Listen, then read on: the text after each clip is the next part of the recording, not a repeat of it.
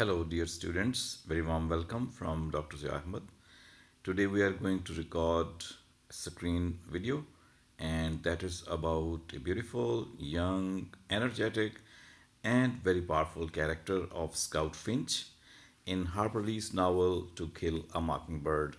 Scout Finch seemingly plays the protagonist role because she is the one who grows up from childhood to the young woman, and all the stories revolve around her, so that is why she can be taken as the protagonist. Here in this video, we shall be trying to understand a number of things about her. For example, first of all, we shall be taking her as a child. For example, when we look at her as a child, she appears to be very curious, very much willing to learn from the world, had her own choices, and trying to understand the world. That was her motto. And with that, she had started her life. At home, she lived most of the time and observed the people also at that time. And she wanted to know more and more. So one can say that as a child, she was a curious, a love object for her father and for Calpurnia also, and up to some extent for her brother too. At home, she played, of course, but then she watched Calpurnia and tried to learn from her a number of things. She waited for her father, had her playtime games when she was free, and she also followed the dictates of Calpurnia about the timings that she can use about playing, about singing, about playing outside and inside, and then for reading as well. After that, she was sent to school, and this was not a good moment for her. She didn't like to go to school at all. She wanted to stay at home. But then father insisted, and she started to go to the school. And at school, she became a loving object of the teacher. She loved her teacher very much. And she liked to talk to the boys and to the girls and made friends with them as well. For example, first of all, she started to have good relation with evils, but it couldn't last long. And she loved her brother also. While they were going to school and coming back from school, she saw some of the things which were apparently abnormal, because she found out a hole in the tree that contained something for them, possibly that was a toffee thing or some sweet things there. And after that, she also tried to peep into some of the houses which she found mysterious. For example, Boo Radley's house, and she made a mission that she would be trying to find out how Boo Radley is going to be. And she went with her brother to some of the fairs which were held around her in Maycomb. And she saw a number of things. She wore the dresses which were required to be worn at that time. And she showed her interest in everything. She learned a lot in the fair as well. She went to a church also. That was the Black People's Church with Calpurnia. She went there, and she saw that the poor were people. People were very poor there, and the church was also poor. The priest was also poor, and in that way she could compare the condition of the church she went to regularly with her father, and also the condition of that church. But she could find that the people were of different nature. They were terrified sometime, they were sad sometime, but they were also living their life if they wanted to live. In the court, also, for example, her father, Atticus, was a lawyer or advocate who tried to protect the people, the weak people, the less powerful people. So, once a case of the evils against Bob Jackson was there, and she watched the whole case by attending the court first without telling her father, and later on, she told her father as well. And in that way, she was able to find out what was happening in the justice system, and she was able also to see different types of appearances of the people and the clevernesses and the kind of tools the people used in order to control the situation for them. And she went to various other functions also in her neighborhood and on the road and at her home as well.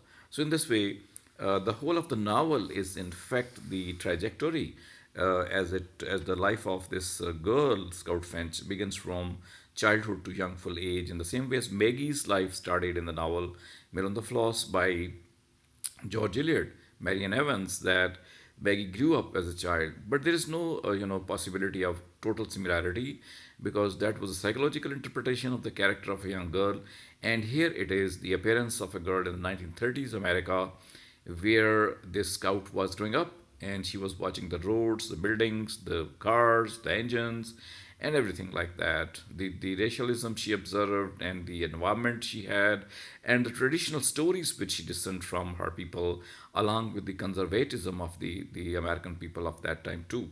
That all she grew up into with the passage of time.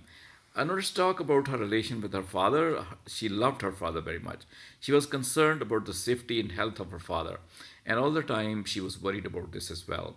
But as a child, she could do nothing other than cuddling with her father, sitting with her father, talking to her father, listening to him also, and helping him do the things as well.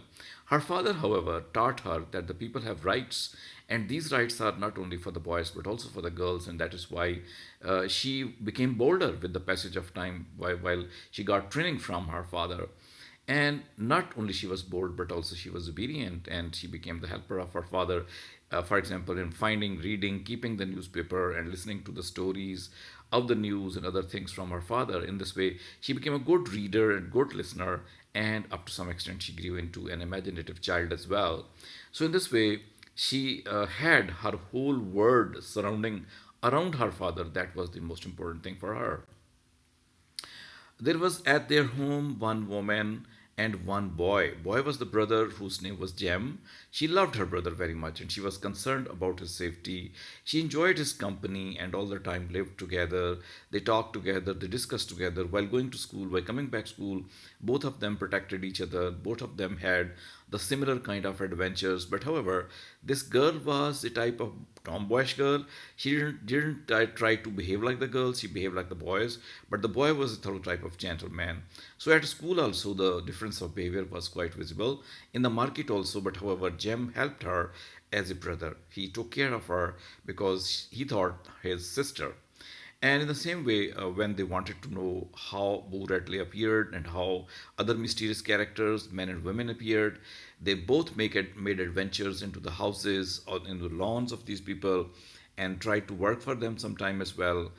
Went to study to these people as well, and in this way, they together did number of things. For example, they faced the evil boy also together. First of all, as children, but later on as grown-ups, they faced at the time of night, and the girl was all the time thinking that she had a man in shape of Jem with her, and that is why she had a very good relationship with her father. She had good relationship with Calpurnia also. Calpurnia was the mother type of woman who worked at the home of these people, and in this way, this girl, Scout Finch, had got a great love for Calpurnia. She obeyed to her, she followed her, and she became friend to her as well. Calpurnia also, like a faithful woman, guided this girl all the time. She had a type of timetable and strictly implemented that timetable. The timetable of taking milk, timetable of eating, timetable of fruit, sleeping, wearing, walking, dancing, all these things she managed of these people. And in this way, a number of things were learned by this scout girl from this woman who was called Calpurnia. Calpurnia also acted like a faithful friend and faithful servant at home, and she didn't take care of the racism around. Neither the girl talked about this nor the woman talked about this, and the girl had been learning a number of other things along with the home making thing as well. She learned from her the cooking, the food, and the type of manners, materials, everything she learned from her. So she loved this woman.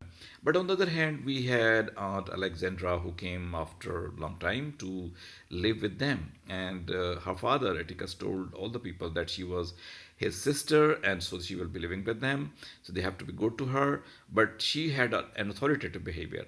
Aunt Alexandra had an authoritative behavior. So very soon, Scout Finch became upset with her. She didn't like her. In the beginning, she tried to avoid her, but this woman persisted because she taught a number of things to this girl, taught her how to wear the clothing, how to look like a girl, how to become a young lady, and freedom and manner combined together. But when the freedom was curtailed by this woman, this Scout Finch all the time thought this was bad and she didn't want to have that. But as soon as she became mature, she was able to have a good relationship with Aunt Alexandra because both became women to share their thoughts and ideas with each other.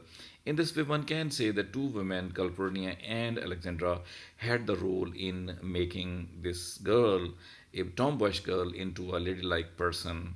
So, in this way, one can see that the role of this girl is very much important.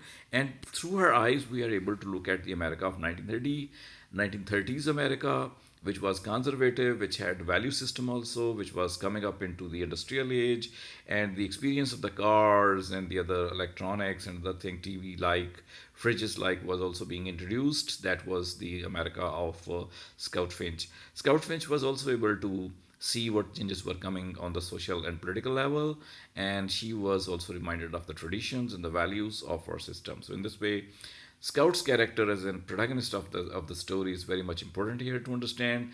If we understand her character, we understand the total America of that time, right?